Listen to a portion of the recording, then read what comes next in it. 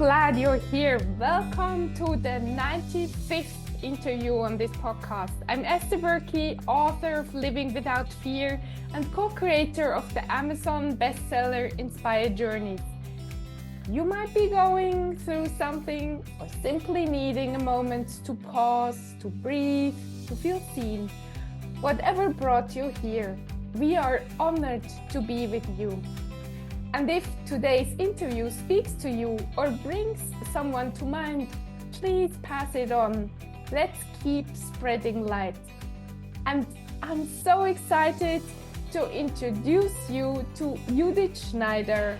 She is a Zest Coach and Trainer, helping people lead with energy, intention, and real zest. Because how you show up shapes everything, and it's contagious. Born in Hungary, soon heading to California, she's lived in 5 countries and spent 2 decades in corporate HR. The pandemic sparked her shift. She joined the Tony Robbins world, found love, and rewired her life's mission. Shaped by deep grief, resilience, and reinvention, she blends coaching, behaviour science, and soon breathwork to help people live with purpose, presence, fire, and a whole lot of fun. Welcome to the show, dear Judit. Oh, fantastic. Thank you so much for inviting. It's going to be fun. It's going to be fun. And let's come to the first question. What has been your turning moment in life? Oh my goodness.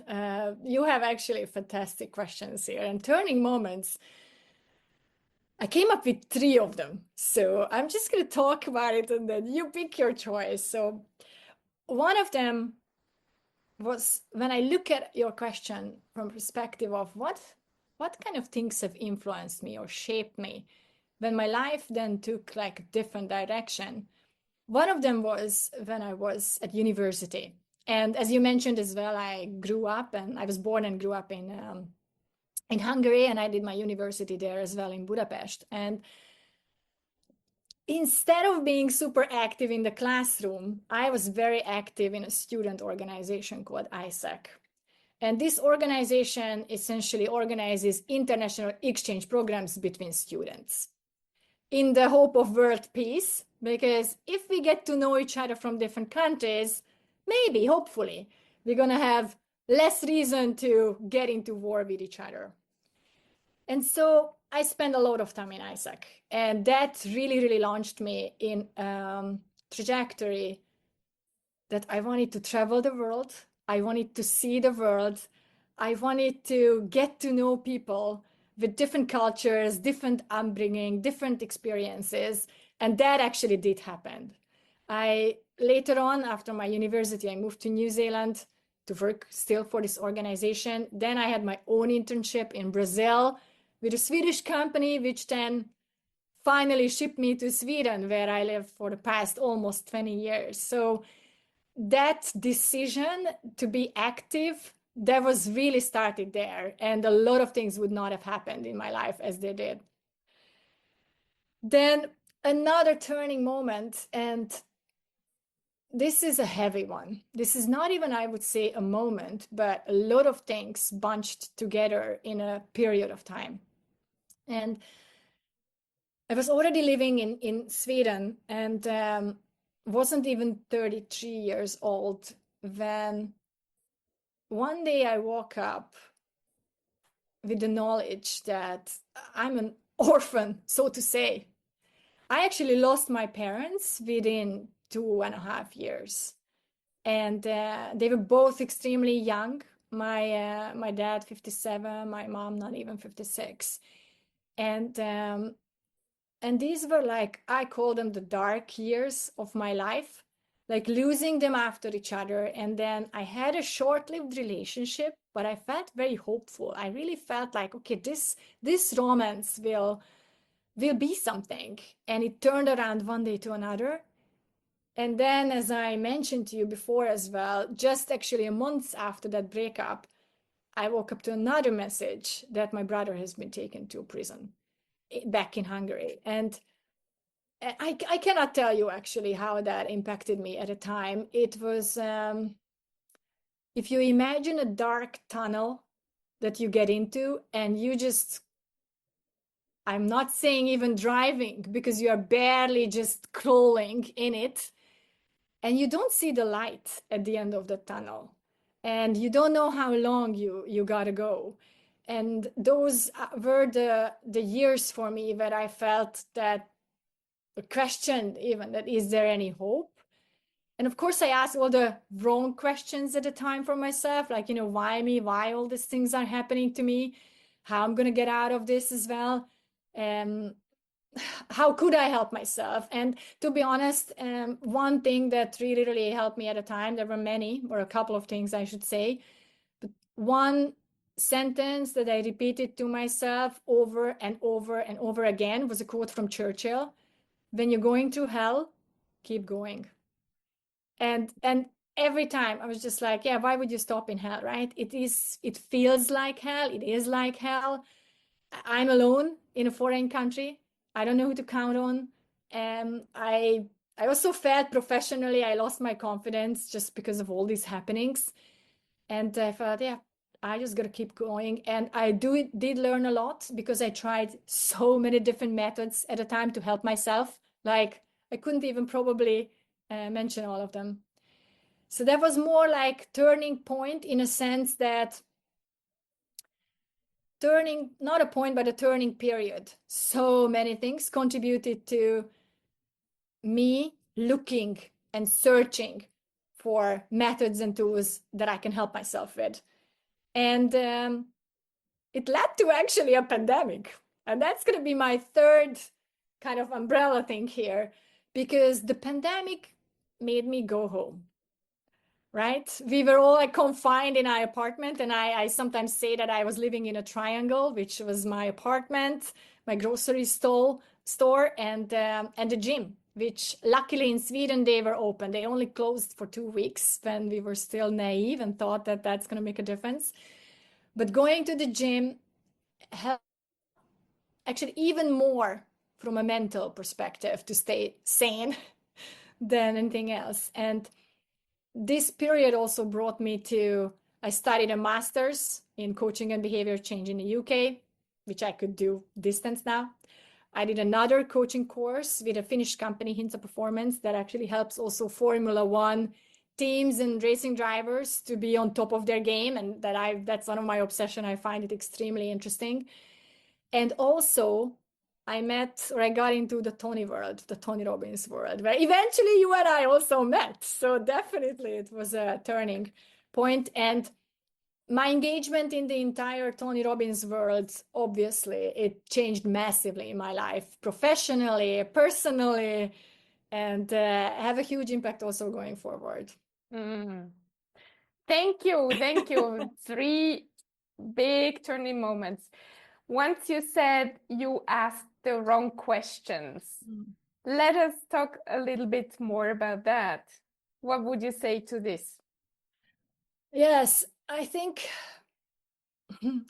it's so easy and it's so natural for some people, and it was for me, when you come to these adverse moments in life that really are testing your persistence, to ask, especially when all these things are happening after each other, it's like, why is this happening to me? It's like, why me? Like, it's really difficult to comprehend things that happen to your family suddenly, like, my brother getting into prison. I felt like this cannot happen to us or to me or to our family. We are not like that. And then suddenly it does. And I think those why questions are definitely not healthy in this time, because they just really start to get into the spiral that brings you down compared to looking for solutions rather. Or, sometimes in these times, it's not necessarily, I would phrase that I'm looking for solutions. It's just looking for something that brings me to the next day. And one thing, however, that helped me is I do have a curious attitude and a desire for a lifelong learning. I cannot say that, learning belongs to like school benches or buildings or whatever. And especially nowadays, it's so many things are available on the internet, and it's unlimited, the support that you actually can get for yourself. And honestly, it did also drive me to search for maybe answers or directions or possibilities. And if something happens today you don't like, what's the question you're asking now with all your knowledge from Tony Robbins and all your education and so? Yeah, actually one of the question is as simply to ask, like almost like question number 1 or question number 0 is about what questions are the most useful for myself to ask now. So what questions should I ask for myself in this situation? So I get like a disappointment. I didn't get like one of the gigs that I wanted, for example, professionally, and I will get really disappointed because I had it last year, didn't have it this year, and I was like, it triggers you straight away, all those like questions in your little mind or sentences that I'm not good enough or what I didn't do well, and sort of all those feelings as well coming up with it. I was like, okay, how could I turn this around is also a question, right? And of course, I mean, when you come from the Tony school, his first question is also that you ask, what is the meaning that I want to give to this event? How do I want to look at it?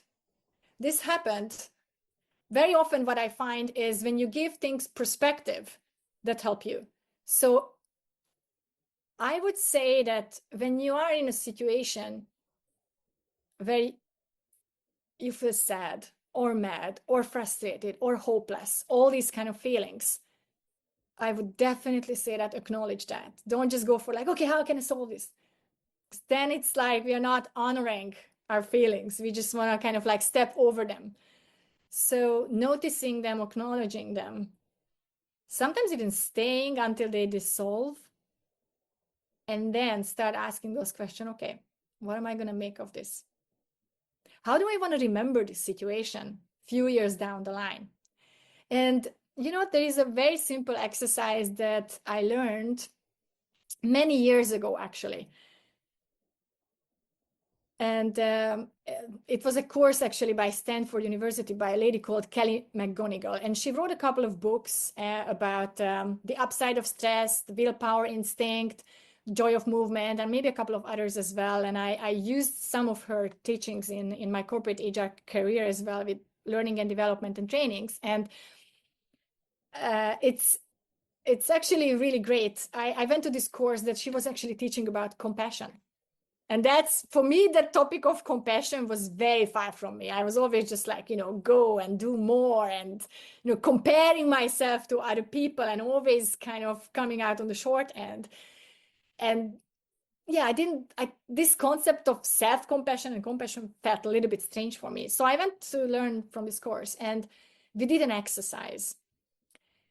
We downloaded an app called Aging Booth, where you upload your picture. It makes you 20, 30, whatever, how many years older.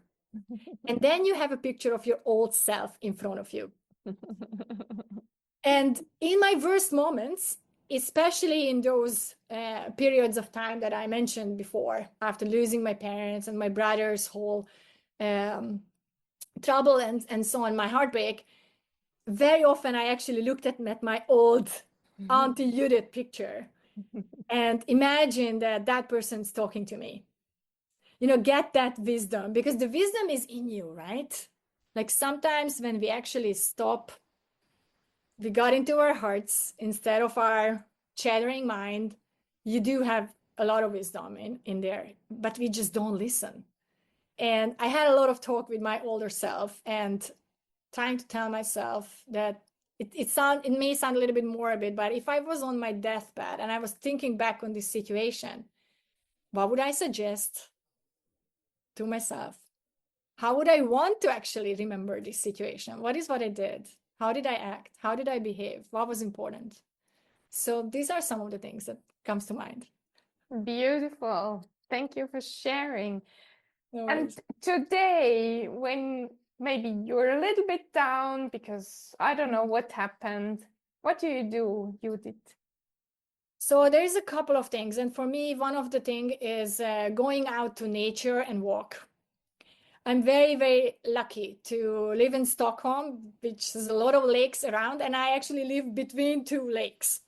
So for me, that's what I'm going to do just right after this podcast as well. In fact, I love to just get my headphone on, and sometimes I listen to a podcast. Sometimes I call a friend of mine and talk to them, and walking outside in nature around the lake, in the little forests, and switch off. And sometimes I just am by myself and talking to myself, processing my own thoughts, my situations, and just contemplating. So that's one of the things. Another one, which is more active, is exercising in the gym.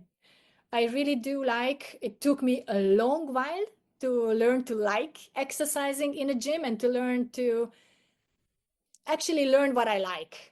And normally I go to classes, so I don't need to bother about what to do and what not and how. I just like follow the class leaders and do different things.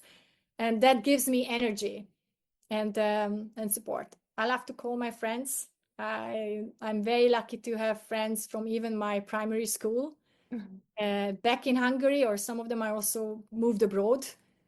And having that connection and still, having connection with people who really know you from so long time ago. I think it's just, I'm not even sure whether I can find a word for that, because it's precious, I should say. It's so precious because you've gone through so many things in life and they see and know you still how you started. And that gets you back to your roots as well. And yeah, these are some of the things. Nice. And now you're such a beautiful leader in the Tony's world. So inspiring. Where do you see yourself in 10 years? That's a very interesting question, and it kind of brings me back to when I did my internship in Brazil, 2005, 20 years ago. So, and I was interviewing for a role in Stockholm. The CHRO at the time asked me, like, where do you see yourself in 10 years? And I remember I told him that, I don't know, I want to try myself in all kinds of HR jobs and then see what works.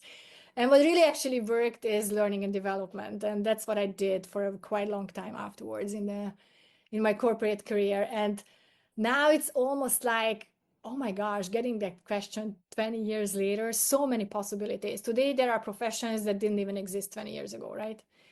And one thing where I see myself is hopefully living a life that is a little bit in Europe and a little bit both in America. And part of the story that I met my love also in the Tony environment. Yoo-hoo!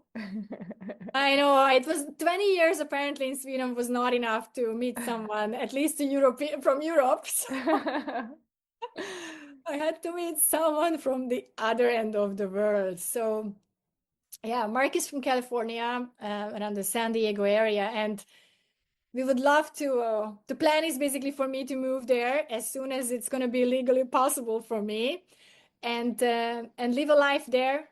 At the same time, both of us are open to have a leg in the US, but also probably one in back in Europe. And we haven't decided. It's quite a long time, but both of us feel connected, I should say, to South California as well, and also maybe on the Hungary, Croatia area. It's not fully decided yet. There's still a couple of years to go down the line there. And as for the mission, it's just really about helping people. Mark is about that too. I am too.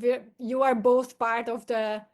If I just say Tony's mission, stopping suffering in the world, it really speaks to me.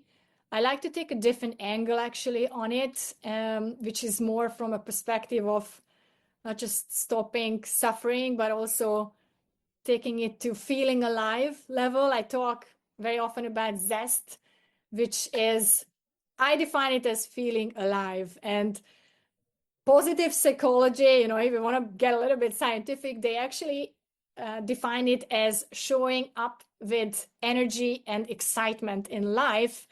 And that is actually one of the most important contributors for happiness as well. So having the zest for life, having that spice that you wake up every morning feeling, let's see what this day is going to bring me. That's important. And that's not diminishing the suffering part of it. I definitely don't want to advocate for like, toxic positivity. Let's just look at everything through a rosy glasses, because as you know, my history and things that I mentioned also that I've gone through, those were definitely times that I was not looking life through rosy glasses. And I think what matters though at the end of the day is when you can not lose your hope, and you can get your strengths from those times that tested you. But knowing that nothing is forever. Great times, bad times, nothing is forever. So savoring the good moments. Actually, funnily enough, I'm gonna tell you one of my theories here. So people who are listening to us, they don't see, but I'm actually showing a bracelet. And the bracelet, I did it myself, and it has two different rocks or stones on it. One of them is green aventurine, and the other one is orange carnelian. And I call this as my orange lime concept, because this is life. Life has both green moments, lime moments that are sour, and it has also some orange, zesty and sweet moments, which we want to savor. We don't know how many sweet moments we have after each other, and how many lime ones that are sour. But to enjoy life or to make the most of it, for me, it is about knowing that you're going to have the sweet and you're going to have the sour. It's both. That's beautiful. Love it. Here's my big concept. And if someone is listening and has a hard time to get up, which happens to me sometimes, and to get in this beautiful state, how do you do it? What would help people? So, and I had those times. Oh my gosh. I had those times, and I tell you a couple of things that I did actually. And one of them was very often when I went to bed at night, I'm not kidding, I was actually hugging myself. I was physically hugging myself and telling myself that it's not going to be forever. It's going to be good. It's just one day at a time. Sometimes it's just one day at a time. During that period, I hated when people were, I did like goal setting and, what do you want in life? And whenever I thought about it, like, what do I want? Honestly, the only thing that was like blinking in front of me is just peace of mind. No stress, no nothing. Just, can I just be not anxious about what's happening with my brother? Can I just like do something with my grief of losing my parents? Can I just do something about like, kind of getting through my breakup? I had intense shame. Why does it take me longer time to grieve a 5 months romantic relationship compared to losing my mom?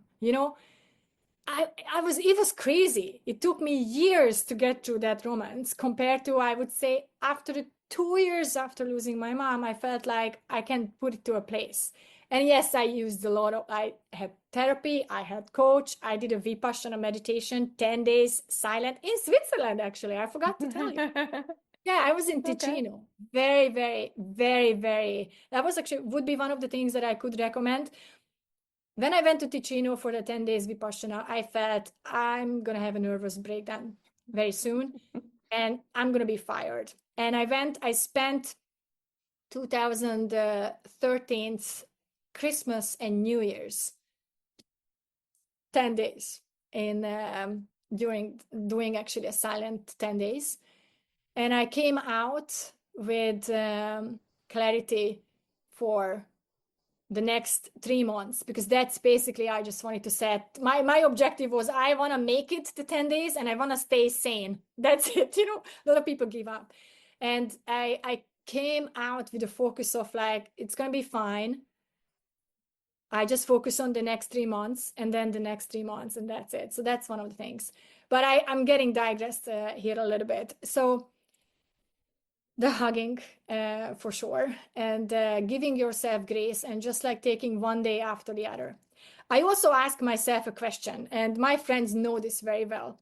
So if you imagine that you have 8 billion people life story on a post-it notes in front of you in a pile, and you have your life story on a post-it note in your hands, would you throw in your post-it notes into the pile and pick another one blindly or not?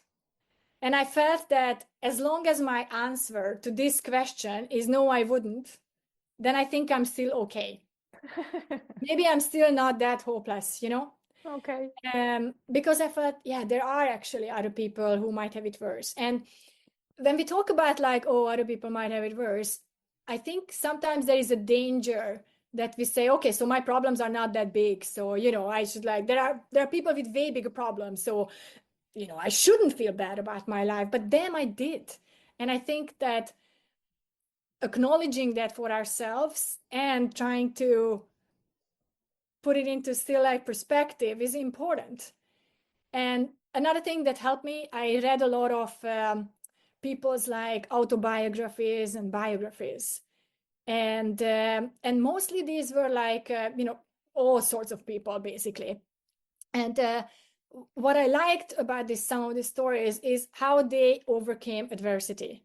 Like this person, they really had it like super bad, but not comparing that. Oh, it's sometimes when it's even worse, then it's maybe like good to see the story that like, yeah, they had even worse and they made it. So that's the conclusion that we want to get to.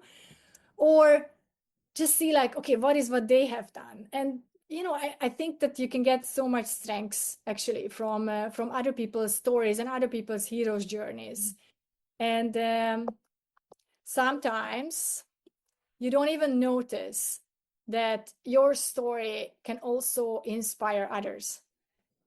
And it took me a while also, actually, when I noticed that my story could inspire others. And I would only suggest it actually to do that for people once they feel, I call it the story is ripe. And that means that when you don't want to share your story for asking for pity and, you know, asking for, I don't know, other people's emotional reactions, but when you feel like I'm over this, actually, I did overcome and I can speak from a heart with a strength. And then it can mean so much for other people. And it's tremendous. And, you know, after all those losses, one of my friends, and she's one of my good friends from, we were 13 years old when we met, and we're still in touch basically almost every day, every second day with each other. And she lives in Austria. She said that, you know, by the time we get there, and this was specifically about like losing parents, you can already help us because you have been through that. And some people, when they hear it, they are like, oh, how mean. Why did she say that? You know, like, but she was actually true because, or she was right. Because if life is normal, everyone's going to actually lose their parents. And she knew also how much it means to me, actually, helping others and sharing my story sometimes. And with that, give actually strength to others. And when you are facing that moment in the morning, when you feel like nothing can give me energy, nothing can give me any will to live, then maybe sometimes those questions could like, well, could it be anything that I could do for someone else? What could that life, what could that day look like for me where I could feel, I'm okay with this day, how I did. Did I just show up? and that's enough. For me, my learning with grace, giving ourselves grace, is still I'm still a student.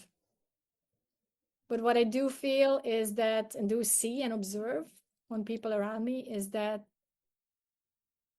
we very rarely give ourselves grace and think about and give ourselves permission to accept where we got to, who we are, how we have developed, and not every freaking day needs to be your masterpiece. No. That's very nice what you said. Is there one last thing you'd like to share with our listeners, Judith? What I like to share maybe is along these lines, what I just said, is giving yourself the permission. Giving yourself permission to live a life where you show up, where you feel and share your energy. And you know what? When it comes to zest and feeling alive, it's not a vibe, it's a decision every day. It's a decision every day how you show up, even when you're not ready. But it doesn't mean that every day needs to be like your super fancy, greatest masterpiece ever. I look at life as it's a project. It has a start and it has an end. So when I have sometimes those moments about, getting down, just look at, you know what, distance myself. It's a project. It starts and it ends. I don't mean to actually leave a huge legacy and how will I want to be remembered and, all this big contribution. You know what? A couple of hundred years, no one's going to remember me. I don't want to overemphasize my importance, or my impact. So in that few decades that I've got, which no one knows how much you've got, how can I make sure? How can I influence that it's actually something that I actually enjoyed and it was worth it? I don't take myself very seriously, as you might know as well. I like to be playful. I like my shenanigans. And for me, like having fun with others and sharing that with those I love, it's important. So how can you feel alive today is my question. Thank you so much, Judith, for having shared your story and your wisdom with us. Very, very, very welcome. I'm really happy that I could share this experience actually with you. And if someone gets like, a little bit uplifted or energized or inspired, then we have already done more than we imagined, or at least that's how I think about it. And super nice, actually. I'm really happy that I could join you, and so fantastic that you are doing this for people. Thank you, Judith. And thank you, dear listener, for spending your precious time with us. You're amazing, and you're a gift to everyone who crosses your path. If no one has told you this today, let us say it again. You're worthy, you deserve to be loved, and you matter. Have an amazing day.